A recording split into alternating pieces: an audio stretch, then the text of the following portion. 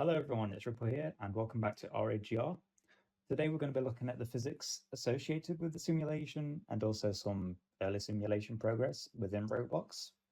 In the last video we looked at the charging machine, which is over here, and we looked at controlling it and all that fun stuff, but today's video is mostly going to be about the simulation. So let's start out by going into Excalidraw, where I've prepared some stuff about what sort of simulation styles I've looked at and why we're using the other one, which is over here, instead of this one. So this one is the Monte Carlo approach. It's pretty much neutron path tracing, but not really. So let's get into it, I suppose.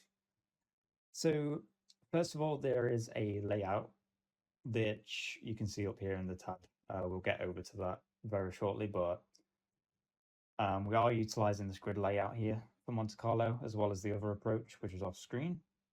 The layout has all the stuff associated with the advanced gas reactor in it, like where the control rods are, where the trepanning channels are, where the fuel channels are, where the neutron detectors are, or the flux measuring devices, I guess, as well as all the neutron reflectors around the core. So with the simulation, it mostly repeats once every second, but you can tune it to be really however you want. You can do it every single frame, which I really don't recommend. Or you can do it once every 2 seconds, 3 seconds, that sort of thing. So how the simulation starts is we initialize all the stuff, all the fuel channels and interstitials from the layout, and then we create 1,000 neutrons and initialize them at the center, which is 13.5, 13.5. And we are using vector 2s because this isn't a 3-dimensional grid. And that would be around here on the grid, right in the middle. And then the next step is we move neutrons randomly across the core. So for all these 1,000 neutrons, loop through them, give them a random coordinate to go to. And then when they're there, we detect if they're in a control rod, neutron reflector, or fuel element, or anything else like that. If it's in a fuel element, we add 3 neutrons to the total neutron budget, because that's roughly how many neutrons are given off in fission, I think. If it hits the control rod, we destroy it. And if it hits a neutron reflector, there's a pretty low chance of reflecting it. If it's above that chance, then it gets destroyed. So let's take a look at some of the disadvantages associated with this model. Number one, it's incredibly taxing on computational resources in Roblox. I'm not even joking with this one. One of the major points with this is that you have to have a fuck ton of neutrons to be able to do anything meaningful with it, because you're essentially doing it like how it would be in real life, where neutrons will just scale, to like quite a big number, like with ease and stuff. So it can get quite busy really, really quick. You might be thinking, why not put a hard cap on it? If you put a hard cap on it, you cannot increase power. That's the whole reason why this one wasn't taken, is that you try to cap the power, it doesn't really work because the reactor power just can't increase because there's not enough neutrons available for it to increase. So next one is, so that's the other point I was getting onto, is that you have to have a lot of neutrons available to avoid noise. The noise just happens because of the sample size. If you have a low sample size, like let's say 1,000 neutrons, which I've put over here, it gets a little crazy and random, and it doesn't really work out that well because the sample size isn't big enough. So the next one is the stochastic nature, which means the randomness of it makes it hard to weight it in certain ways, because it is pretty much how it would be in real life. You can't say, make these neutrons go to a fuel channel, like weight them in that way, because we're generating random numbers. It's pretty hard to do that. And the last one is, it isn't worth the effort, which it just simply isn't, because like it says here, there are easier ways to get the same result. But for the advantages, well, first of all, it mimics real-world neutron behavior, which it does if you have a large enough sample size. And then that also combines this one here. It's more authentic due to the stochastic nature of what it would be in real life. This one's a pretty good one, is that it's easier to see how interactions with the reactor influence. Where the hell did the other one go? Well, that's supposed to say how when you interact with it, you can see sort of how neutrons are created and that sort of thing. So it's a pretty good learning tool. And the last one is you can kind of customize it depending on your requirements. So let's say you have a different core layout as to what we do. It will still work the same way because you are just simulating how a neutron would actually work.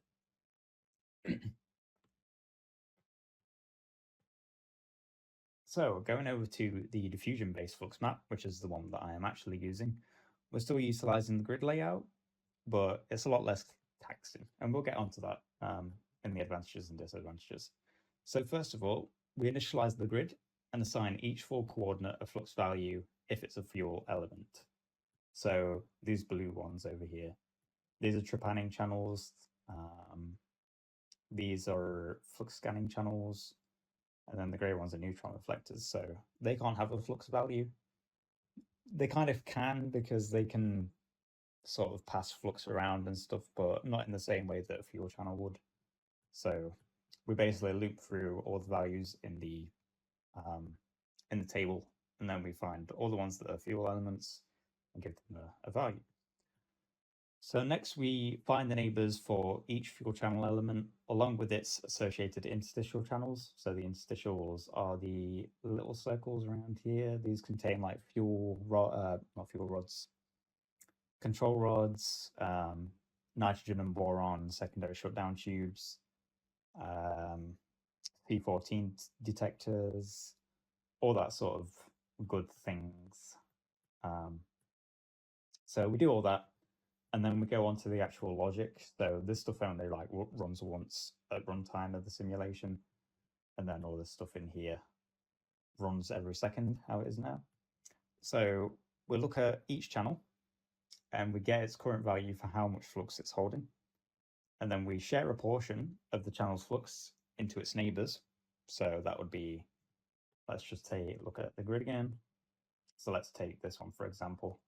We would look at how much flux this channel holds, and then we would put a certain amount of flux into this one, into this one, into this one, into this one, and on until we've gone all around the neighbors and given it all the flux, or shared all the flux, sorry.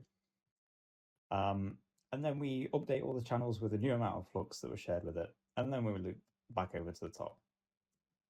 So the disadvantages for this one is that we assume a uniform flux distribution across the core because the amount of flux that goes into its neighbors is sort of predefined. The second one is there's a lack of dynamic feedback and the complete randomness of neutrons versus the Monte Carlo. It can be challenging to balance, and I know this firsthand. It is pretty hard to like sort of make sure everything's tuned how it would actually be in real life. And the fourth one is it oversimplifies complex interactions. For example, flux shaping. Flux shaping in AGRs is where is the grid? Sort of how we make sure that the flux is uniform across the reactor and that there's no sort of hot spots where the flux can build up and cause like concentrations. It can mess about with the stability of the reactor in like later power stages. So we've got to make sure it's all even. And in AGRs, all the control rods are laid out in a way where that is minimized. But this is one of the downsides of the diffusion-based model, is that we can't really model flux shaping that well. So the advantages. The big one is significantly less taxing than a Monte Carlo approach, which it is, especially with complex cores. Like with Monte Carlo, when I was testing it out, you'd get to around 1 million neutrons and it would time out because of Roblox's runtime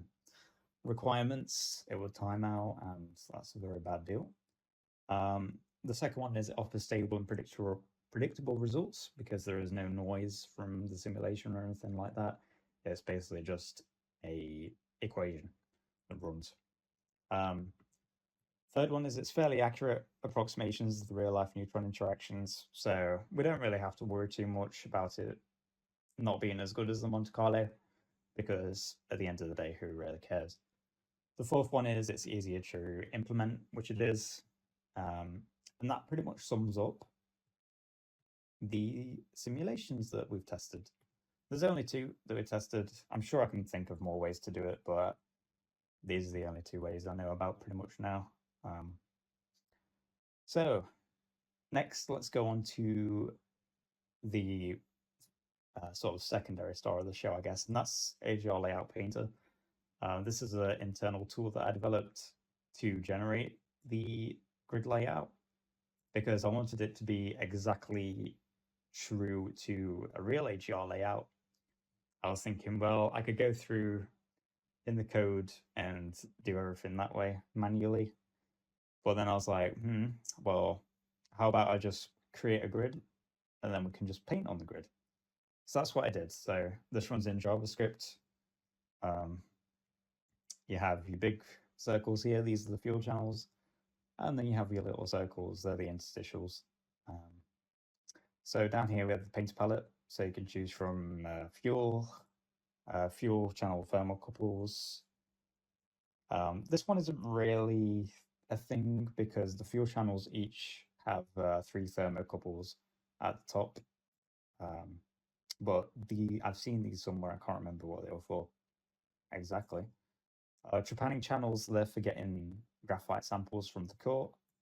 Neutron reflectors, they do as they say, they reflect neutrons back into the core. There's a layer of 3 neutron reflectors on the outside.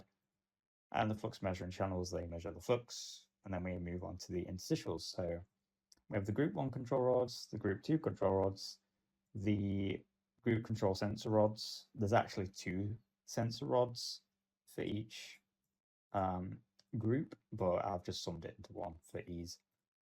Then we have the regulating control rods, and finally the safety control rods. And then we have flux scanning channels, graphite sample thermocouples, neutron source channels, C14 monitoring channels, nitrogen and boron injection channels, they're for the secondary shutdown. And then we have the nitrogen injection channels. There's a lot more nitrogen injection channels because nitrogen being a gas, we can just blow it straight into the core, whereas with the boron injection, the tiny little boron pellets, they get shoved into the interstitial channels and they help to slow down the reaction in case anything bad happens, like the control rods failing to insert, that sort of thing. So we just click on these, design our layout, that sort of thing. This is quite a whack reactor at the minute. We'll just do something simple and then we'll say, well, we've got a control rod for each one, that sort of thing.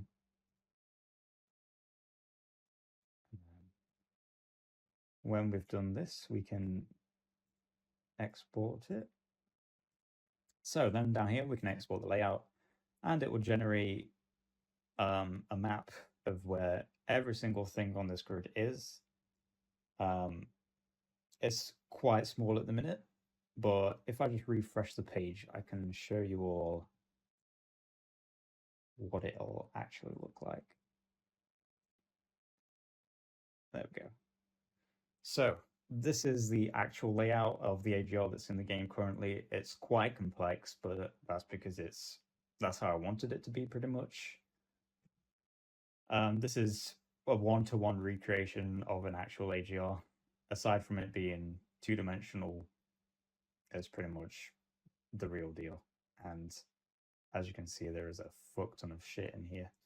There's about 4,000 lines, and this is all JSON, but this all gets converted into a Lua table manually by myself in VS Code. And I think that's about it for the AGR Layout Painter. Okay, so we're in Roblox now, and we're going to be getting the reactor into a critical state. So we've got the gas circulator panel in the game, and it fully works. I'll just show you. If we click on the lower button, you can see the AX2 gas circulator speed going down. If we raise it, then it will go back up. So in reality, we should not be able to do that. We shouldn't be able to move these because right now the gas circulators, if I zoom in, you can see that they're on normal speed. And what normal speed is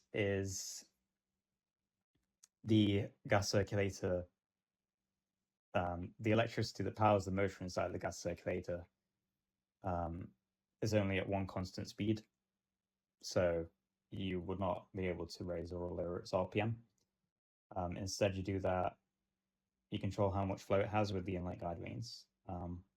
There is the convert CB, and this does use a variable frequency drive unit for the gas circulators, but these are only switched on, I believe. They're switched on by the computer actually, and I'm pretty sure that's what the speed selector is for. If it's on auto, it will choose which one it wants to use. But if you wanted to change it yourself, first of all, for these speed selectors, you can see they're keyed. You need an actual key to do it. So first of all, you flip them to manual. You would turn off the normal speed circuit breakers, and then you would turn on the variable frequency drives, and then you'd be able to move them. And then that's how it will work in the main thing. So let's just set it back to how it was normally. There we go. So right now, if we bring up this, you can see that we have no flow whatsoever, and that is because the inlet guide vanes are closed. We'll want them to remain closed, but we can open them a slight amount. There we go. We'll open them to about 10 degrees.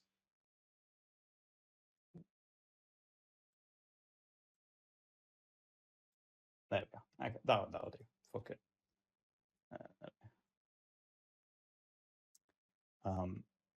So yeah, now you can see we've got flow coming through the circulators now. We've got around 99 flow, whatever that means, but we've got 99 of it.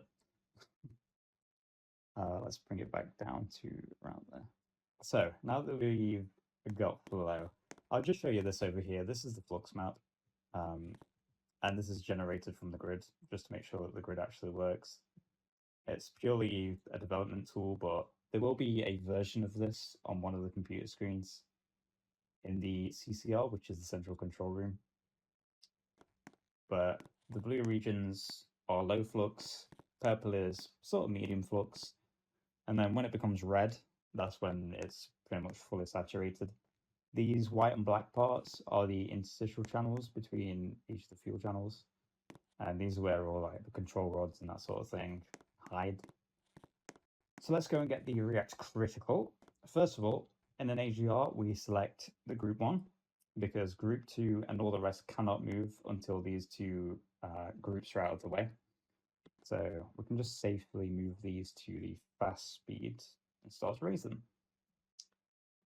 So yeah, you'll see the group 1 starts to raise and the React period will start to go down, indicating that power is increasing. And what I'm actually going to do is I'll bring it up just a little more so we can see the React status. Okay. So let's continue, and I'll get back to you once group 1 reaches 0% insertion.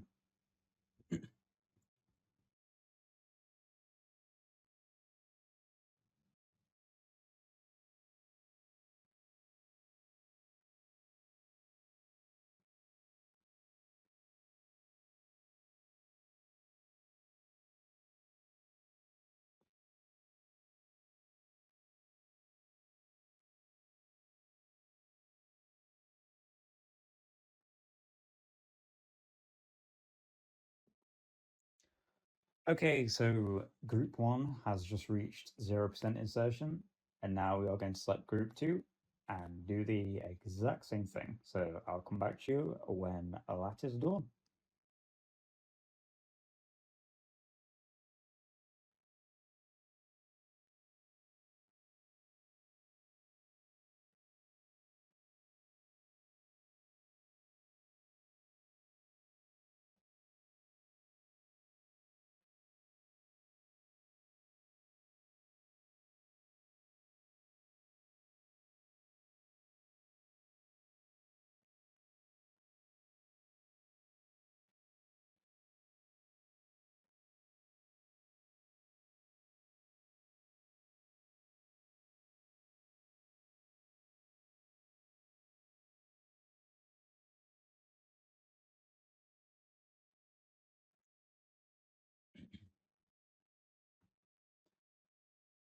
Okay, so group 2 has just reached 0% insertion. So now we're going to go to the regulating rods. So let me just deselect group 2, and I'm going to have to do it in a really janky way because how this is coded. So regulating rods number 2, and for this I'm actually going to turn it onto medium. So the reason we're doing the regulating rods now is because we can't actually move them until the safety rods are in 50%. If I've read the documentation correctly, there's specific interlocks that stop you from moving the rods, moving the regulating rods and the safety rods in weird ways, because the regulating rods sort of also act as safety rods. So you can't move them until both are at 50%, which is a little strange, but that isn't actually modeled yet, but I'm just doing it in the realistic way because, wow, realistic advanced gas reactor. But that will be a thing in the actual simulation. So I'll try and get it on 50% as good as I can. And that's why I've put it onto medium. And there we go. So at this point, if you tried to go any lower, the quadrant protection would start bleeping at you, I suppose. So now I have to select group 1, unselect the regulating rods, unselect group 1, select the safety rods. So now we move the safety rods to 50%, and you the second time we start moving the regulating rods after this, you will see that the react period starts to go down by a considerable amount. And the reason for that is that there are more regulating rods than what there are safety rods. So the rod worth is significantly more significant with the regulating rods. So we only really want to move the safety rods at the end because it's a lot more precise for when we're wanting to get like the best temperature and all that. And as you can see, the temperature at the top where the reactor status is, we can see it's starting to increase now. If you didn't know, advanced gas reactors run at around 650 degrees Celsius rather than your typical 300 for a pressurized water reactor or a boiling water reactor for that matter. And I've gone slightly overboard there, who cares? So now we select group 1 because of my dodgy scripting abilities. Deselect the safety rods. Select the regulating rods if I can. There we go. Okay.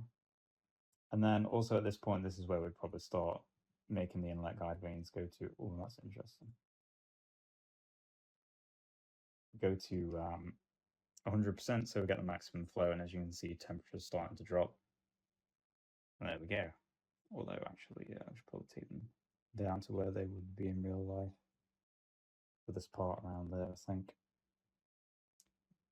So if I remember correctly, we've got the safety rods or the regulating rods selected actually. So let's start moving those. And actually, before I do that, well, if we go back to the flux map, you can see it's starting to sort of lighten up a bit.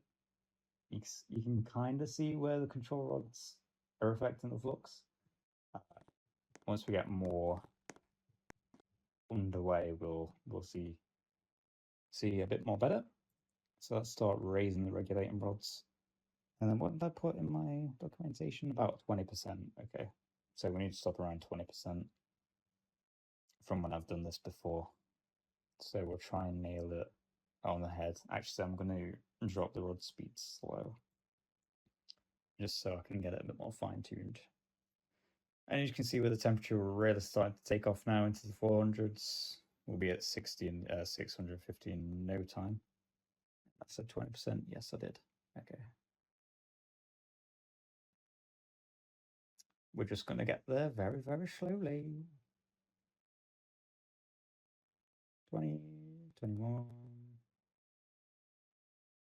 And one more. Ooh. There we go. Okay. So now we'll let the reactor temperature even out a bit, and then if it starts to get a bit overboard, I can always just turn up the gas circulator flow a bit more via the inlet guide vanes. And I think we'll actually do that. Yeah. There we go. Okay. So now we've got maximum flow. We shall go back to the safety rods until we have satisfied, which is what I've put in my documentation. Select group 1, unselect regulating rods, deselect group 1, click on the safety rods. Okay, so we'll move these to slow. And then, as you can see, we have a bit more control over the reactor now, with the reactor period being pretty high, which indicates that the neutrons aren't really increasing by that much. And then the design limit is around 650, so we'll stop around there. And then we shall be critical.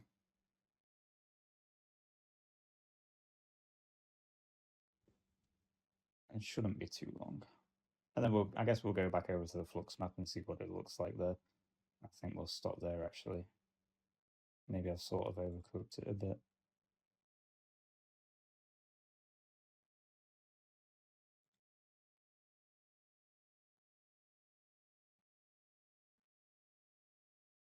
Yeah, that'll do. We'll leave it there at about 640. Probably 640.8 where it will stop. Maybe. Or 9. Or 41. Yeah, it's doing the same thing. Anyway, if we go back to the flux map now, you can see it's starting to look a bit more interesting. As you can see around the edges here, and this is mostly dynamic range, which is causing this not having enough dynamic range on the map. But as you can see, the center is quite alive, whereas when we get out to the edges, it's sort of a bit more colder with the flux because of where the neutron reflectors are. And the flux will sort of shift around the reactor and do all of its fun things as we get going. But yeah, I think that's pretty much going to wrap up today's video. I don't know how long it's been. Hopefully only a couple of minutes. And hopefully you're not all very bored. It is almost 4 a.m. for me, as you can see at the bottom right. But yeah, thank you for following the progress of Realistic Advanced Gas Reactor. Hopefully next time we come back into Roblox, we'll have all of the panels done. That would be great if we did. And we'll maybe also have the reactor simulation baked down a little bit more. But thank you, and I'll be seeing you whenever. Bye-bye, everyone.